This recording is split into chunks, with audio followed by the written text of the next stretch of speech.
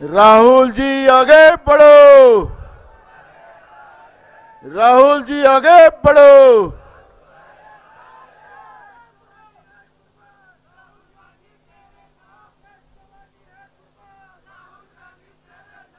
मैं सबसे पहले हमारे योद्धा जो सामाजिक न्याय की लड़ाई लड़ते लड़ते मणिपुर से आज महाराष्ट्र की इस पवित्र भूमि में जहां शाहू फुले अंबेडकर की विचारधारा रही और हमेशा रहेंगी, छत्रपति शिवाजी महाराज के महाराष्ट्र में मैं सबसे पहले इस देश की संवैधानिक व्यवस्था और लोकशाही बचाने के लिए जो दिन रात कभी कन्याकुमारी से कश्मीर तब मणिपुर से मुंबई ऐसी यात्रा करते करते हमारे सबके लाडले नेता योद्धा राहुल गांधी जी का ये महाराष्ट्र के भूमि में सबसे पहले उनका स्वागत करता हूं। तालियों से आप उनका स्वागत करिए।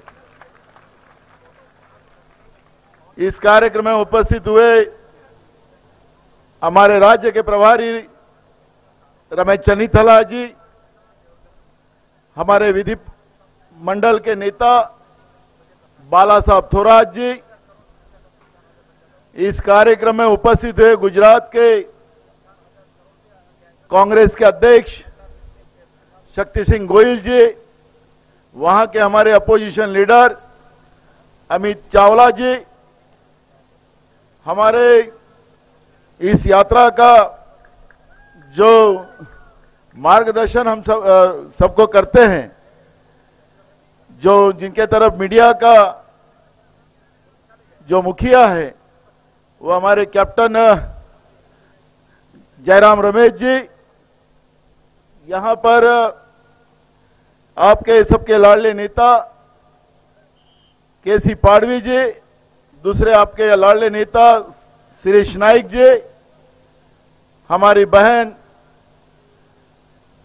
प्रतिभा शिंदे जी, हमारी युवाओं की नेतृत्व, महिला की नेतृत्व करने वाली हमारी प्रदेश की कार्याध्यक्षा प्रणीति शिंदे जी, हमारे आदिवासी के अखिल भारतीय आदिवासी विभाग के प्रमुख और राज्य के माजी मंत्री शिवाजीराव मोघे जी, यहां पर उपस्थित हुए सभी मंच पे बैठे हुए सभी फ्रंटल ऑर्गेनाइजेशन के राज्य के प्रमुख, सेल के प्रमुख, हमारे सांसद चंद्रकांत जी हंडोरे, सभी मंच पर बैठे हुए साथी और बड़े पैमाने में यहां पर आई हुए हमारी माता बहना, हमारे बुजुर्ग, हमारे युवा साथी और पत्रकार बंधु, मैं शुरुआत में यही कहूंगा कि आज का दिन 12 मार्च है और उस समय अंग्रेज के विरोध में, उनके अत्याचारी व्यवस्था के विरोध में आज ही के दिन महात्मा गांधी ने दांडी यात्रा शुरू की थी और यह ऐतिहासिक पल है कि ऐसे ही इस पल में राहुल गांधी जी हमारे छत्रपति शिवाजी महाराज के भूमि में आए, जो देश को बर्बाद करने वाली व्यवस्था जो सत्ता में बैठी है, जो हमारे संविधान को खत्म करना चाहती है, हमारे लोकतांत्रिक व्यवस्था को खत्म करना चाहती है, आदिवासी को वनवासी बनाकर उनकी संस्कृति खत्म करना चाहती है, हमारी महिलाओं को मणिपुर में तो आपने देखा है कि हमारी महिलाओं को उनको जलाया जाता, जिंदा जलाया जाता, उनकी इज्जत लूटी जाती है। केंद्र में बैठी हुई सरकार और मणिपुर में बैठी हुई बीजेपी की सरकार वो आंखों में पट्टी बांधकर वहां देख रही है। देश के प्रधानमंत्री तो कुछ बोलने को तैयार नहीं है। महिलाओं पे अत्याचार कैसा किया जाता है, महिलाओं का सम्मान हमेशा हमारे देश ने किया है, लेकिन ये अत्याचारी व्यवस्था जो देश में बैठी है उसका जवाब उनसे लेने के लिए राहुल गांधी जी पार्लियामेंट में हो या सड़क पे हो, वो लड़ाई लड़ते हैं। महाभारत में भी और रामायण में भी दो बातें अपने को आपको सबके सामने आती है। रामायण में सीता जी का अपमान किया गया महाभारत में द्रौपदी जी का अपमान किया गया। जिन लोगों ने अपमान द्रौपदी जी का किया, सीता माई का किया, वो बर्बाद हुए। वो कभी भी पावर में नहीं आ सके। वैसे ही आज देश की सरकार, मणिपुर में बैठी हुई बीजेपी की सरकार, राज्य में बैठी हुई बीजेपी की सरकार, वो हमारे महिलाओं पे बार बार अत्याचार कर रही है। वो हाल, वो हश्र जो कौरव का हुआ था, जो हश्र रावण का हुआ था, वही हश्र बीजेपी का हुए बगैर रहेगा नहीं। ये मैं आदिवासी की भूमि से बात करता हूं। और इसलिए जो होली जलाई गई यहां पर, होली के इसमें जो अभी हमारे केसी जी बता रहे थे कि जो गिरने के बाद उसको एक ही झटके में तोड़ना पड़ता है और तिरछा तोड़ना पड़ता है। केसी तो बोला मैं तो डरता हूं कि नहीं टूटा तो गलत हो जाएगा। राहुल जी ने हाथ में लिया और एक झटके में तोड़ दिया। तो इसका मतलब है कि देश में इंडिया अलायंस की सरकार राहुल जी के नेतृत्व में अब बनने जा रही है, इसमें कोई दो मत नहीं है। ये तो आगाज है, ये तो आगाज है, अभी तो शुरुआत हुई है। महाराष्ट्र में राहुल जी का कदम आने के बाद ये शुरुआत हुई है कि आगाज है, और अब अंजाम कितना अच्छा होगा इसका अंदाज आप बना लीजिए। और मैं ज्यादा समय न लेते हुए माझ्या महाराष्ट्रातल्या सगळ्या जनतेला, कारण की आजचा दिवस यशवंतराव चव्हाण साहेबांचा जयंतीचा दिवस आहे।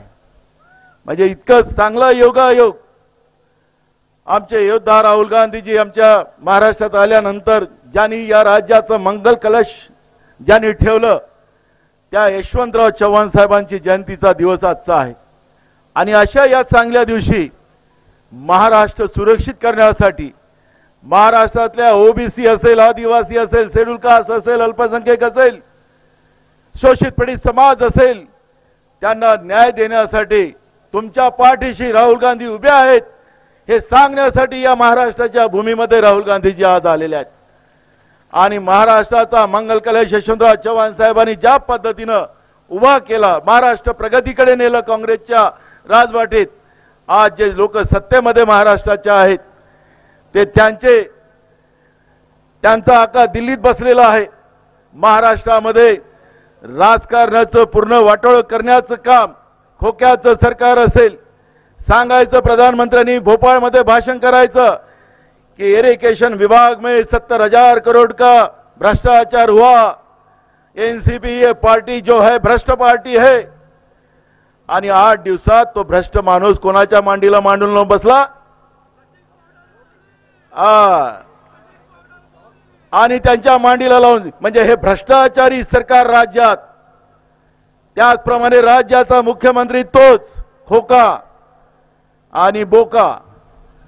आणि त्याच्यामुळे ही जी काही परिस्थिती आज महाराष्ट्रात बनलेली आहे, आपल्या लक्षात असेल की महाराष्ट्राचा शेतकरी हा प्रगतिशील होता। महाराष्ट्र में राहुल जी, मैं आपको बताना चाहता हूं कि सबसे ज्यादा महाराष्ट्र में किसानों की आत्महत्या आज हो रही है, केंद्र की गलत नीतियों का वजह, और राज्य की ये जो सरकार है किसानों के साथ नहीं है, किसान आत्महत्या करे ये व्यवस्था महाराष्ट्र में बना के रखी है। और ये किसान विरोधी सरकार केंद्र की हो, नरेंद्र मोदी की सरकार हो, या राज्य की भाजपा प्रणीत सरकार हो, ये किसान विरोधी है। बेरोजगारों को तो बेहाल है। जैसे भी आपको मैं राहुल जी कहना चाहूंगा कि आप यूपी में भी थे, यूपी में जैसे व्यापन घोटाला, जैसे पेपर लीक करने की जो मामला है वो महाराष्ट्र में भी है। यहां पर हमारे पढ़े हुए लड़के लड़कियां, उनके माँ बाप बड़े परिश्रम से अपने बच्चों को पढ़ाया, नौकरी लगेंगी, लेकिन यहां पे जब ऑनलाइन 1000 रुपया देना पड़ता है, एक पेपर का 1000 रुपया, और जाके जब वो परीक्षा केंद्र में जाते हैं तो परीक्षा केंद्र में भी गैया जहां पे बांधते हैं वहां पर परीक्षा केंद्र होते हैं। महाराष्ट्र में, महाराष्ट्र जैसे प्रगत राज्य को इनने व्यापक घोटाले से ज्यादा बड़ा घोटाला ये महाराष्ट्र में किया।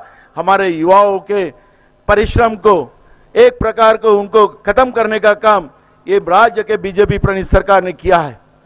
ना युवा हमारे यहाँ पे खुश है, ना किसान खुश है। महंगाई के मारे तो सब लोग बर्बाद हो चुके हैं।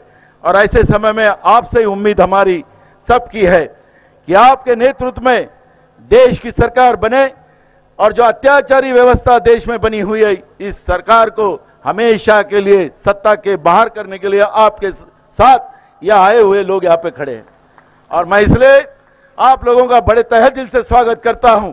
ये बड़े धूप में आप राहुल जी को आशीर्वाद देने यहां पर आए। जिस प्रामाणिकता से, समर्पण से राहुल गांधी जी मणिपुर से, मैं खुद मणिपुर गया था जब यात्रा की शुरुआत हुई।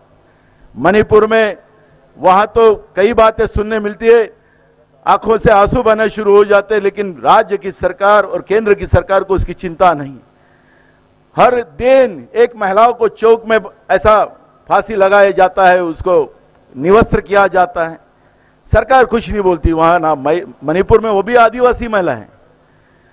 तो ऐसे समय में पूरे देश में तबाही बचा के रखी है बीजेपी ने, और उससे बचाने का काम, हम सब लोगों को बचाने का काम सिर्फ राहुल गांधी जी कर सकते। और वो, क्योंकि मैं आप लोगों को, बीजेपी वाले कहते हैं बार बार राहुल जी को कि ये पदयात्रा से क्या होगा। मैं आपको बताना चाहता हूं कि भगवान श्री राम भी हो, वो भी वनवास में 14 साल थे, उनको भी पैदल ही चलना पड़ा था। तथागत गौतम बुद्ध भी हो, उनको भी पूरे देश में भ्रमण करते समय में पैदल ही घूमना पड़ा। हमारे जो साधु संत है, नकली नहीं, नकली भी आजकल भगवा कपड़ा पहन ले तो साधु बन जाता है। रावण भी वैसा था, एक थोड़ी देर के लिए भगवा पहना था। लेकिन जो ऋषि मुनि लोग हैं, वो ऋषि मुनि लोगों ने भी पूरे देश में पद यात्रा की थी और लोगों की भावनाओं को समझे। हमारा देश कैसा अच्छा बने, लोगों की भावनाओं को समझकर उस तरह की नींव उन लोगों ने रखी थी। लेकिन गलती से ये लोग आए, धर्म के आधार पर लोगों को बिखराया और उसके आधार पर ये लोग सत्ता में बैठे और हमारे देश की धरोहर को खत्म करने का पाप इन लोगों ने किया है। और राहुल जी, आप ही बचा सकते हो इस देश को, और इसलिए ये लोग आपके साथ यहाँ पे खड़े हुए हैं। मैं पुनः आप लोगों को बहुत बहुत धन्यवाद देता हूं। और एक बात मैं, ये हमारा नंदुरबार है राहुल जी, यहाँ का सांसद जब भी कांग्रेस पार्टी का पंजे पे चुन के आया तो केंद्र में सरकार कांग्रेस की बनी है।